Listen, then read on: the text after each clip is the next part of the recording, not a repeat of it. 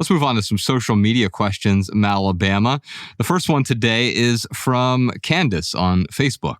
When I tried to look up why it was so hard for me to declutter, one answer I found was that people who have experienced an unexpected loss in their life want to keep control over their things. I lost my mom in a car accident at a young age, so this resonated with me. How can I reclaim this need for control? Wow, this is a thoughtful question, and it resonates with me a lot, Candace, because I have OCD, and part of OCD is trying to control the things that I can control, but it usually bleeds into controlling the areas I can't control. It's like trying to pick up water and clench it tightly with my hands, and the more I clench, the less water is in my hand. I open my hand, where'd all the water go? But if I just simply let go of the desire for control, I actually am able to control the water in some way. If I just scoop up a little bit of water in my hand without clinging to it tightly, I'm going to control this water. Well, it's a weird paradox with minimalism. Letting go of control is the best way to regain control. Control is a bit of an illusion. We think we have everything figured out. And then what's Mike Tyson say? Everyone has a plan till they get punched in the face. And all of a sudden, Mike Tyson punches the face. Everything's out of control. Right. There's nothing I can do at this point. And life will punch us in the face. And if I always need to control something around me, or worse, I need to control the people around me, the atmosphere around me, the way things are oriented around me. If I need total control of everything, it becomes a type of prison. I think about, there's a story of Steve Jobs when he was dying and him criticizing all of the hospital equipment. And I totally get it, because all hospital equipment is not aesthetically pleasing at all. It does not look like it's been designed by Apple. It looks like it's designed by a nightmare. And so what happens is he's in there and he's critiquing all of it. He was a control freak a lot like me. And the truth is, he could have made those things better. But in that moment, it wasn't a time for, I need to engineer a better oxygen mask, or I need to engineer a better ventilator, or whatever it might be. It's understanding that I don't have control of the way these things look right now. And as soon as I understand that, I'm able to let it go. Finally, TK, the phrase that stood out in this question from Candace is, I found that people who have experienced an unexpected loss in their life want to keep control over things. I agree. However, it's not just the unexpected loss. It's anyone who's experienced a bout of chaos. Yes, a sibling might die, a parent might die, you might lose your job. Some bit of chaos is going to enter your life. And when that happens, the question then is, what is in my control? What can I control? And what is outside of my control? And unfortunately, what I often do is I try to fix all of those things that are outside of my control. That's right. I'm spinning my wheels, fixing that, when I'm not looking inside myself, realizing that I do have a control over this, this, and this. But those other 183 things, I have no control over those at all. I can let those go. Yeah. Candace, first of all, my condolences on that loss.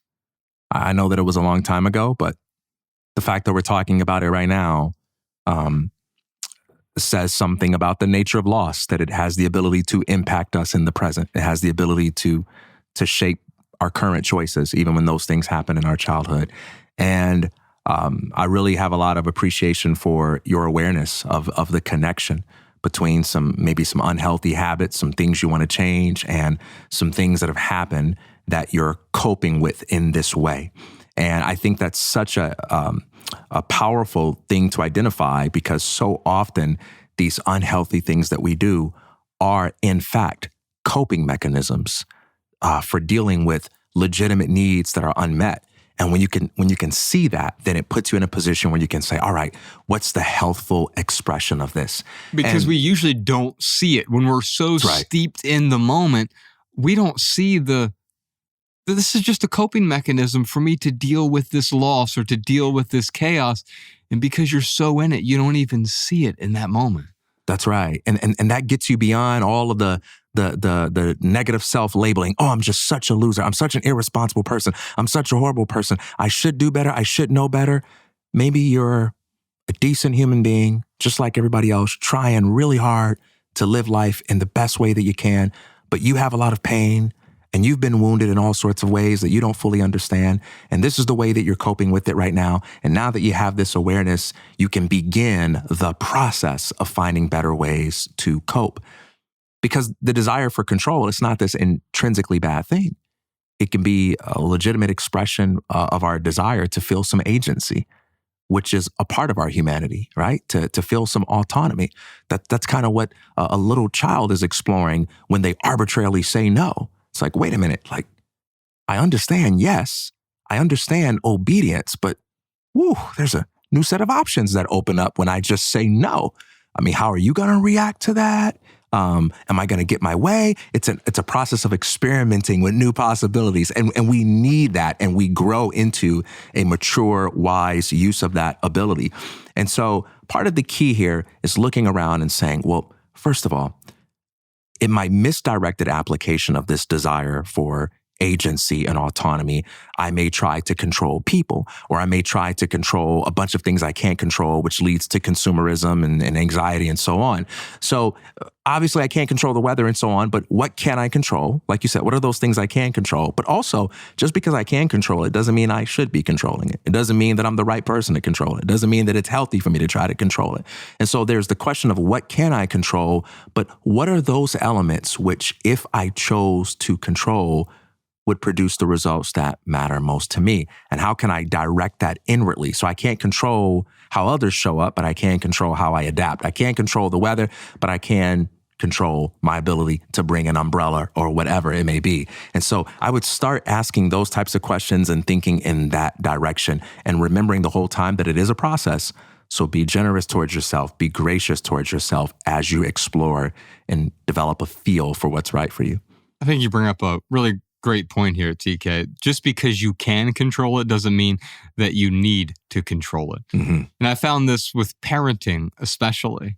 Yes, I could control every little nuance of my 10-year-old daughter's life, but it's going to do the opposite of what I want for her.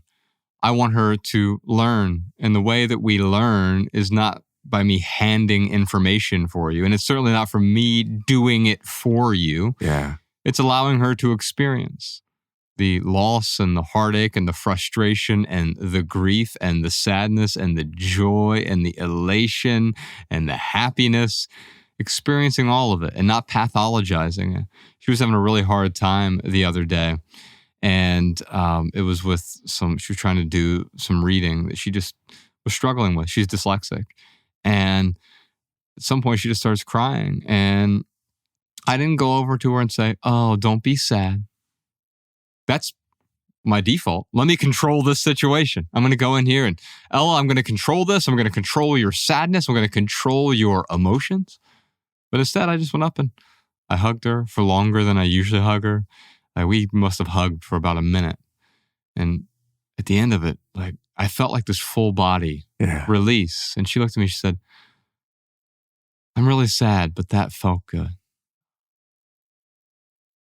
And when she told me she was really sad the first time, I said, I understand that. Not that you shouldn't be sad, not that we need to change your sadness, but just seeing it the same way that she sees it. And I think there was a relief there. I wasn't trying to control it, and I wasn't trying to force her to control her sadness either. But with emotions, you know what happens? They go about their own way when we don't try to control them, when we don't cling to them by trying to control them. Man, that really speaks to the importance of being nuanced about self-control, because self-control is one of those things that kind of sounds so noble. It sounds like self-responsibility. And you can't possibly go wrong with self-control because clearly all the virtues require a measure of that. But there is an aspect of self-control that also has an unhealthy manifestation. And that is when I can't allow myself to simply be present with how I feel without trying to manipulate that into something else. I feel sad right now. I don't have to control that. I can control how I treat people when I'm sad. I don't have to be a jerk to someone just because I'm sad. I don't have to punch you in the face just because I feel angry. I can exercise self-control over my behavioral expression, but I don't have to control that feeling. I can simply be present with that and allow that feeling to teach me as well. I can question the feeling. Yeah. Why do I feel this way? Okay, what's behind that? Oh, I'm upset because I can't do the reading assignment. Okay. Why does that make me upset? Oh, because I should be able to do the reading. Oh, who told you that? Yeah. And all of a sudden, when we question, when we interrogate the desire for control, the need to control tends to dissipate. I hope you enjoyed that highlight. If you'd like to see another one, check out this video right here. If you'd like to see that full episode, check out this video here. Or if you'd like to dive deep into the full private podcast, subscribe via the Patreon link in the description. Your support on Patreon is what allows us to keep this podcast 100% advertisement free.